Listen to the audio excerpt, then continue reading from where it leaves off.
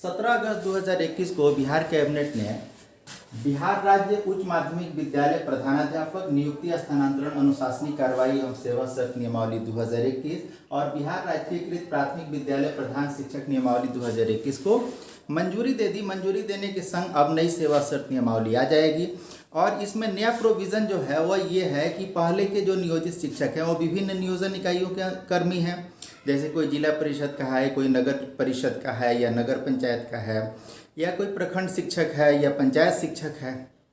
तो ये शिक्षक एज इट इज़ रहेंगे, लेकिन इन्हीं शिक्षकों में से कुछ शिक्षक जो सौभाग्यशाली होंगे उनको प्रधानाध्यापक या प्रधान अध्यापक बनने का अवसर मिलेगा।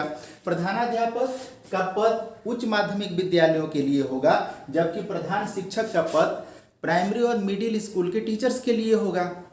प्रश्न ये है कि सरकार ने इतना बड़ा निर्णय कैसे लिया, कैसे इसकी सदिच्छा हो गई कि विद्यालयों की जो वैकेंट सीटें हैं एचएम की उसको भरा जाए। तो कोई सदिच्छा नहीं है बल्कि एक बेबसी है। 2019 में एचआरडी मिनिस्ट्री जो सेंट्रल गवर्नमेंट के अंतर्गत है उसने एक निर्देश दिया था बिहार सरकार को और सभी राज्य सरकारों को कि प्राइमरी और मिडिल स्कूल के जो एचएम का पद है उसमें कम से कम 50% डायरेक्ट रिक्रूटमेंट से योग्य लोगों से भरा जाना चाहिए क्वालिटी इम्प्रूवमेंट के लिए। आजकल सारा फोकस क्वालिटी और स्किल पे है और बिहार के विद्यालयों की स्थिति दिन प्रतिदिन बदतर होती जा रही है। तो बिहार सरकार ने भी अब निर्णय ले लिया है कि विद्यालय नेतृत्व को बेहतर और प्रभावशाली बनाने के लिए, एजुकेशन में क्वालिटी लाने के लिए कम से कम एक पद, वह पद कौन सा होगा? प्रधानाध्यापक का हाई स्कूल के लिए और प्रधानाध्यापक का मिडिल और प्राइमरी के लिए। ये पद राज्य सरकार के अंतर्गत होगा। राज्य सरकार के अंतर्गत होने का मतलब क्या है कि उसे राज्य कर्मी की तरह सारी सुविधाएं दे होंगी, जैसे दूसरे कैडर में जाने पे एज रिलैक्सेशन का लाभ मिलेगा, हैंडसम सैलरी मिलेगी, पे स्केल मिलेगा, जिसकी डिमांड नियोजित शिक्षकों की हमेशा से रही है और इसके लिए एक लीगल फाइट भी हुआ है। सुप्रीम कोर्ट तक की लड़ाई लड़ी गई है लेकिन सफलता नहीं मिली है। बिहार के विधानमंडल में भी हमेशा ये प्रश्न उठा है। अब सरकार ने निर्णय ले लिया है और कैबिनेट का अप्रूवल हो गया है। तो इससे फायदा क्या होगा? बीपीएससी से बहाली होगी। कितनी? 40,000, मोर देन 40,000 प्राइमरी स्कूल में हेडमास्टर बहाल होंगे और इनका कैडर जो होगा वो डिस्ट्रिक्ट कैडर होगा। डिस्ट्रिक्ट लेवल में इनका ट्रांसफर कहीं भी हो सकेगा। जबकि +2 में जो एचएम बहाल होंगे तो कुल 5,334 हाई स्कूल +2 हैं और उनमें सभी में हेडमास्टर की बहाली होगी। इनका कैडर जो होगा वो डिवीज़न होगा। डिवीज़न मतलब प्रमंडल, जैसे सारण प्रमंडल में गोपालगंज, सीवान और सारण 3 जिले शामिल हैं, इसी तरह सभी प्रमंडल का एक एक कैडर होगा और प्रमंडल स्तरीय ये पद होगा। पहले जो बहाली हुई थी हाई स्कूल हेडमास्टर की तो वह राज्य स्तरीय कैडर था, स्टेट लेवल कैडर था, लेकिन इस बार अभी जो स्थिति है वह यही है कि डिवीज़न लेवल का कैडर क्रिएट किया जा रहा है और इसमें जो बहाली होगी वह अभी जो नियोजित शिक्षक हैं वो तो जाएंगे ही जाएंगे। इसके साथ ही सीबीएसई जो central board of secondary education है या सीआईसीएसई जो सेंट्रल काउंसिल है, इंडियन सर्टिफिकेट स्कूल एग्जामिनेशन जिसे कहते हैं, तो इससे जो एफिलिएटेड स्कूल्स हैं उनमें कार्य करने वाले शिक्षक भी अगर निश्चित उनका एक्सपीरियंस है तो वो लोग भी एप्लीकेंट होंगे और वो लोग भी बीपीएससी के माध्यम से आयोजित होने वाली परीक्षा के माध्यम से बिहार के सरकारी विद्यालयों में प्रधानाध्यापक या प्रधानाध्यापक बनने के योग्य माने जाएंगे। जो कन्फ्यूजन है अभी, चूंकि कोई भी न्यूज आता है तो पूरी मीडिया उस पर भिड़ जाती है और मीडिया के संग कन्फ्यूजन भी बढ़ने लगता है, क्योंकि मीडिया तो आधी अधूरी बातें उसमें लेकर के परोसती है जिससे कि वो आकर्षक समाचार बन जाए। अब कन्फ्यूज़न ये है कि कौन लोग हेडमास्टर होंगे, 5 ईयर एक्सपीरियंस वाले, 8 ईयर एक्सपीरियंस वाले, 12 ईयर एक्सपीरियंस वाले, ऐसा कुछ नहीं है। कौन होंगे अभी ये भविष्य के गर्भ में छुपा है। जो नियमावली आएगी उससे स्पष्ट हो गए कौन होंगे। हाँ, अतीत में जो नियमावली बनी उसके आधार पे ये सब भविष्यवाणियाँ हैं। आइए हम इसको भी थोड़ा सा समझ लेते हैं। 2006 में पहली नियोजन नियमावली बनी थी, उसमें कोई हेडमास्टर और प्रधानाध्यापक का पद नहीं था। 2008 में भी कोई पद नहीं क्रिएट किया गया। 2012 में नियमावली जो बनी तो उसमें हेडमास्टर का पद क्रिएट हुआ। कैसे हुआ देखिए। प्राइमरी स्कूल के लिए 3 कैडर बनाए गए, बेसिक कैडर, स्नातक ग्रेड और प्रधानाध्यापक का कैडर। बेसिक कैडर में भी दो कैडर थे, पहला था ट्रेंड का और दूसरा था अनट्रेंड का। तो बेसिक ग्रेड के ट्रेंड को 7,000 पर मंथ और अनट्रेंड को 6,000 पर मंथ देने की बात थी। और ये भी कहा गया कि 12 साल की सर्विस के बाद इनका प्रमोशन होगा। किसका?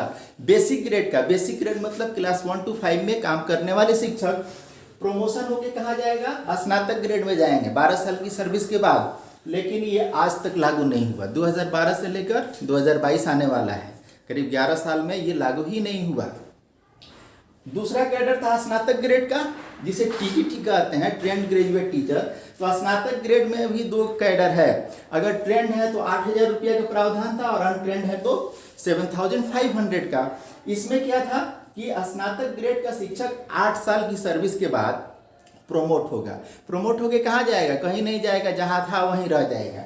बेसिक का टीचर प्रोमोट होके कहाँ जाएगा? कहीं नहीं जाएगा, जहाँ था वहीं रह जाएगा। हाँ, क्या होगा? उसका वेतन बढ़ जाएगा। जैसे बेसिक वाला 12 साल के बाद प्रमोट होगा तो उसको स्नातक वाला वेतन मिल जाएगा, पद नहीं मिलेगा।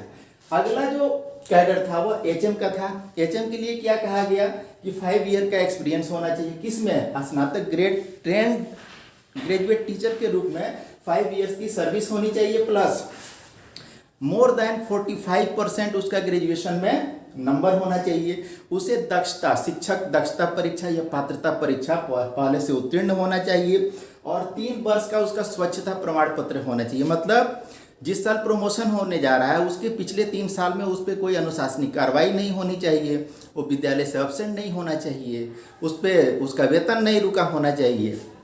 ये जो शर्तें थी, 5 ईयर एक्सपीरियंस, 45% ग्रेजुएट लेवल पे मार्क्स और दक्षता उत्तीर्ण और 3 वर्ष का स्वच्छता प्रमाण पत्र, इन शर्तों को एज इट इज 2020 की नियमावली में भी दोहरा दिया गया। अब यहीं से कंफ्यूजन है। कोई कह रहा है 5 वर्ष की सर्विस के बाद लोग प्रमोट हो जाएगा, कोई कह रहा है 8 वर्ष, कोई कह रहा है 12 वर्ष, जबकि सब बकवास है। नई नियमावली में जो प्रोविजन होगा वही होगा। हाँ, एक बात जान लीजिए कि अगर 5 साल से ज़्यादा के अनुभव की शर्त लगाई जाती है तो फिर वो बहाली नहीं हो पाएगी। इसलिए नहीं हो पाएगी कि सीधे सीधे जिनका 5 साल से कम की वरीयता होगी वो हाई कोर्ट का दरवाज़ा खटखटाएंगे। जब आपने ही नियमावली बनाया, 2012 में बनाया, 2022 तक इसको इम्प्लीमेंट नहीं किया, तो फिर इस नियमावली को बदल करके 5 साल से ज़्यादा की सीनियरिटी का प्रावधान करना मतलब शिक्षकों को इससे वंचित करना। तो ये एक अंदाज़ा है, अनुमान है। हाई स्कूल के बारे में क्या है? 2020 में जो नियमावली लागू हुई है उसमें 3 तरह के शिक्षक बताए गए, सेकेंडरी, सीनियर सेकेंडरी और headmaster. Secondary teacher, senior secondary और हेडमास्टर की बहाली की प्रक्रिया अलग अलग है। सेकेंडरी के 100% पद डायरेक्ट रिक्रूटमेंट से भरे जाएंगे। सीनियर सेकेंडरी के जितने पद होंगे उसमें 50% हाई स्कूल के टीचर प्रोमोट करके आएंगे और 50% डायरेक्ट भरे जाएंगे। हेडमास्टर के 100% पद बाई प्रमोशन भरे जाएंगे। ये 2020 की नियमावली है जो 20 अगस्त 2020 को बिहार सरकार ने लागू किया। माध्यमिक के जो शिक्षक 10 साल की सेवा करेंगे वो वरीय माध्यमिक शिक्षक कहलाएंगे। उच्च माध्यमिक के शिक्षक अगर 10 साल सेवा करेंगे तो वो वरीय उच्च माध्यमिक शिक्षक कहलाएंगे। इन दोनों से हेडमास्टर का कोई लेना देना नहीं है। हाँ, हेडमास्टर कौन होगा? जो 6 वर्ष की सेवा वरीय उच्च माध्यमिक शिक्षक के रूप में पूरी कर चुका होगा। जब वरीय उच्च माध्यमिक शिक्षक के रूप में 6 वर्ष की सेवा हो गई होगी, दक्षता परीक्षा उत्तीर्ण होगा और हेडमास्टर में प्रमोशन के 3 साल पहले तक उसका कैरेक्टर ठीक ठाक होगा, यानी कोई विभागीय कार्रवाई उस पर नहीं होगी, तो उसका प्रमोशन हेडमास्टर में हो जाएगा। ये 2020 की नियमावली कहती है, जो अब रद्द हो चुकी है। 2006, 8, 12 और 20 की अभी तक की नियमावलियों में हेडमास्टर के लिए जो भी प्रोविज़न था वो रद्द हो गया। ध्यान से सुन लीजिए। अब नई नियमावली 2021 की आ गई है और इसमें जो प्रोविज़न होगा उसके अंतर्गत ही बहाली होगी। हमको भी इंतज़ार है। जैसे नियमावली की मूल प्रति मुझे मिलेगी, अगले वीडियो में मैं सारी चीज़ें स्पष्ट कर दूंगा। अभी तक की स्थिति यही है। ऊहापोह की स्थिति में कुछ स्पष्टता के लिए मैंने ये वीडियो बनाया। आशा है आपको पसंद आएगा। बहुत बहुत धन्यवाद।